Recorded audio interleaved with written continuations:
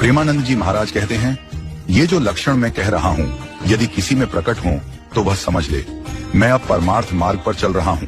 पहला लक्षण, अगर कोई तुम्हें गाली दे, कोई तुम्हें मारे, तब भी तुम्हारे हृदय में एक रत्ती भी द्वेष न उठे। इतनी शांति, इतनी विशालता तुम्हारे भीतर हो कि अपमान और आघात भी तुम्हारा मन विचलित न कर पाए। तुम्हारा हृदय यह कहे, भगवान इसे सद्बुद्धि दो, इसका कल्याण हो, ये स्वस्त्र है, ये मंगल है, ये भक्ति का बीज है। और यही पहला चिन्ह है सच्चे साधक का। किसके लिए यह भाव? उसी के लिए जो तुम्हें गाली दे रहा है, जो तुम्हारा अपमान कर रहा है, जो तुम्हारी निंदा करता है और जो तुम्हारे अस्तित्व को चोट पहुंचा रहा है। फिर भी हृदय में पूर्ण शांति, यही पहला चिन्ह है कि हम भक्ति पथ पर आगे बढ़ रहे हैं। दूसरा लक्षण, एक क्षण भी भगवान का चिंतन छूटे नहीं।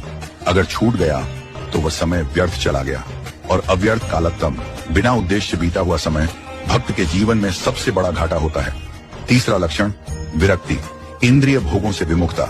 ना लोक के भोग चाहिए, ना परलोक के स्वर्ग, ना इंद्र पद की चाह, ना स्वर्ग की कामना, केवल प्रभु का नाम, केवल उनकी स्मृति।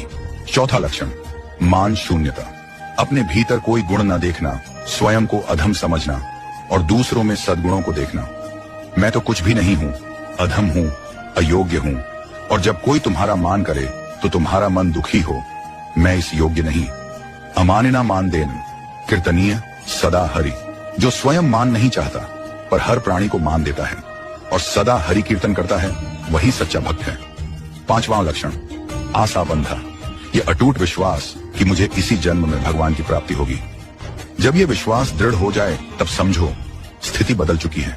अब यह जीवन व्यर्थ नहीं जाएगा, अब यह जन्म सफल हो चुका है। छठा लक्षण, समुत्कंठा, एक अविरत अनंत उत्कंठा प्रभु दर्शन की। हर पल, हर क्षण एक अग्नि, एक तड़प, एक मधुर पीड़ा। मुझे भगवान मिले, मुझे भगवान दिखे, मुझे उनका नाम मिले। ये तड़प आनंद देती है, ये तड़प जीवन बन जाती है। सातवां लक्षण, नाम गान में सदा रुचि। अगर कोई कहे त्रिभुवन की लक्ष्मी दे दूं पर नाम छोड़ दो, तो भी वह भक्त कहे मुझे लक्ष्मी नहीं चाहिए, मुझे नाम चाहिए। आठवां लक्षण, भगवान की कथाओं में आसक्ति। जहां कोई भगवान का नाम ले, भगवान की कथा कहे, भक्त वहीं जा बैठे। यदि ऐसे भाव, ऐसे लक्षण किसी के भीतर जागृत हो जाएं, तो समझ लो भक्ति ने अपना रंग जमा लिया है। अब वो भगवत साक्षात्कार की ओर बढ़ रही है।